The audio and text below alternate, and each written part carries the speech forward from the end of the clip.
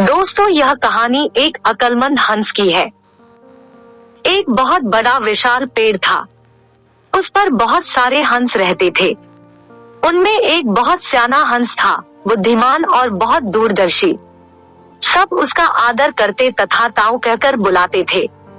एक दिन उसने एक नन्ही सी बेल को पेड़ के तने पर बहुत नीचे लिपटते पाया।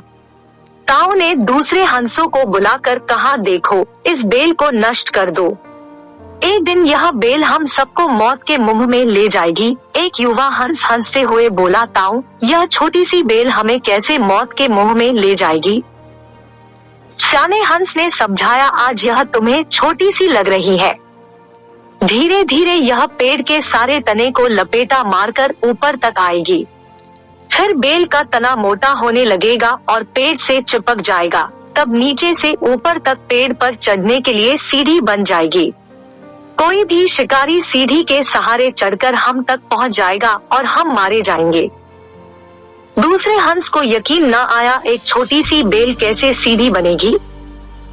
तीसरा हंस बोला, ताऊ, तू तो एक छोटी सी बेल को खींचकर ज्यादा ही लंबा कर रहे हो। एक हंस बड़बड़ाया, यह ताऊ अपनी अक्ल का रौब डालने की अनशन कहानी बना रहा है। इस प्रकार किसी दूसरे हंस ने ताऊ की बात को गंभीरता से नहीं लिया। इतनी दूर तक देख पाने की उनमें अक्ल कहाँ थी? समय बीतता रहा। बेल लिपटते लिपटते ऊपर शाखों तक पहुंच गई। बेल का तना मोटा होना शुरू हुआ और सचमुच ही पेड़ के तने पर सीढ़ी बन गई, जिस पर आसानी से चढ़ा जा सकता था। सबको ताऊ की बात की सच्चाई सामने नजर आने लगी, पर अब कुछ नहीं किया जा सकता था, क्योंकि बेल इतनी मजबूत हो गई थी कि उसे नष्ट करना हंसों के बस की बात नहीं थी। एक दिन जब सब हंस दाना चुगने बाहर गए हुए थे, तब एक बहेलिया उधर आ निकला। पेड़ पर बनी सीढ़ी को देखते ही उसने पेड़ पर चढ़कर जाल बिछाया और चला गया। सांझ को सारे हंस लौट आए। पेड़ पर उतरे तो बहेलिये के जाल में बुरी तरह फंस गए। जब वे जाल में फंस गए और फड़फड़ाने लगे, तब उन्हें ताऊ की बुद्धिमानी और दूरदर्शिता का पता लगा। सब ताऊ की बात न मानने के लिए लज्जित थे और अपने आप को कोस रहे थे। ताऊ सबसे रुष्ट था और चुप बैठा था। एक हंस ने हिम्मत करके कहा, ताऊ, हम मूर्ख हैं, लेकिन अब हमसे मोह मत फेरो। दूसरा हंस बोला, इस संकट से निकालने की तरकीब तू ही हमें बता सकता है।